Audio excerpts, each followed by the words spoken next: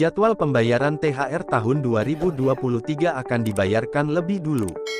Hal ini dikarenakan Hari Raya Idul Fitri 1444 Hijriah jatuh pada hari Sabtu, tanggal 22 April tahun 2023, sesuai dengan kalender Masehi 2023. THR untuk pegawai negeri dan pensiunan biasanya dibagikan pada H10 Lebaran. Sementara itu, pencairan gaji ke-13 biasanya dilakukan pada bulan Juli, tepat sebelum dimulainya tahun ajaran 2023. Oleh karena itu, ketika hari raya tiba, pemerintah kerap membagikan THR dan gaji ke-13. Sesuai dengan ketentuan peraturan dan perundangan yang berlaku, ASN PPPK dan pegawai negeri sipil mendapatkan THR dan gaji 13. Alokasi anggaran THR dan gaji 13 untuk ASN dapat dilihat pada buku 2 Nota Keuangan beserta RAPBN tahun 2023, yang dapat dilihat pada tabel 3.2. Peraturan Pemerintah Nomor 16 Tahun 2022 tentang pemberian THR dan gaji 13 bagi ASN, pensiunan, penerima pensiun, dan penerima tunjangan yang akan mendapatkan THR dan gaji 13 sebelumnya telah diterbitkan oleh Presiden Republik Indonesia, Joko Widodo, Jokowi. Pada tanggal 13 April tahun 2022, Jokowi menandatangani PP No. 16 tahun 2022 yang tersedia di laman resmi JDIH Sekretariat Kabinet.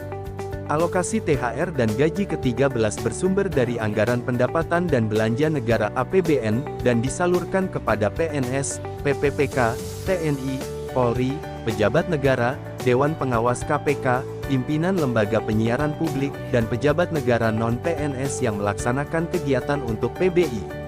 THR dan gaji 13 yang diberikan yaitu gaji pokok, tunjangan keluarga, tunjangan pangan, tunjangan jabatan atau tunjangan umum. 50% tunjangan kinerja diberikan sesuai jabatan, pangkat, peringkat jabatan, atau kelas jabatan yang disandang. Pemberian THR dan gaji ke-13 dari APBD untuk PNS dan PPPK yaitu pemberian gaji pokok, tunjangan keluarga, tunjangan pangan, tunjangan jabatan atau tunjangan umum. Ditambah tambahan penghasilan maksimal 50% bagi instansi Pemda yang memberikan tambahan penghasilan. Di sisi lain, pemberian THR dan gaji 13 yang bersumber dari APBD mempertimbangkan kemampuan fiskal daerah sesuai dengan peraturan perundang-undangan berdasarkan ketentuan jabatan, pangkat, peringkat jabatan, atau golongan ruang jabatan yang dimiliki. Nah, dari penjelasan di atas maka dapat disimpulkan bahwa memang ada penambahan anggaran untuk ASN. Namun untuk perolehan yang didapatkan pada gaji ke-13 dan THR masih sama seperti tahun-tahun sebelumnya. Menurut Pasal 2, penyaluran THR dan gaji 13 dilakukan paling lambat 10 hari kerja sebelum Hari Raya. Sejalan dengan Pasal 11 Ayat 1 dan 2, ASN yang belum mendapatkan THR akan diberikan THR setelah Hari Raya, dengan pencairan paling lambat pada bulan Juli. Peraturan Menteri yang mengkoordinasikan urusan pemerintahan di bidang keuangan mengatur sumber dana THR dan gaji ke-13 berasal dari APBN. Sedangkan Peraturan Kepala Daerah mengatur THR dan gaji ke-13 yang bersumber dari APBD.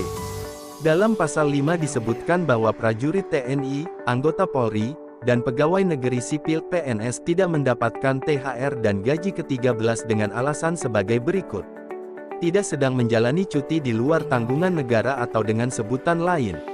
Tidak sedang dalam proses pembayaran gaji upah yang menurut ketentuan peraturan perundang-undangan dibayarkan oleh instansi tempat bekerja, tetapi berada di luar instansi pemerintah, baik di dalam maupun di luar negeri.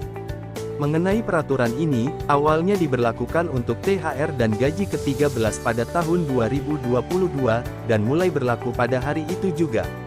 Karena standar teknis yang baru belum terbit, kemungkinan aturan yang terbit pada tahun 2022 ini akan tetap mengacu pada PP Nomor 16 Tahun 2022 pada tahun 2023. Demikian seluruh informasi yang dapat Klikpendidikan.id sampaikan, semoga bermanfaat.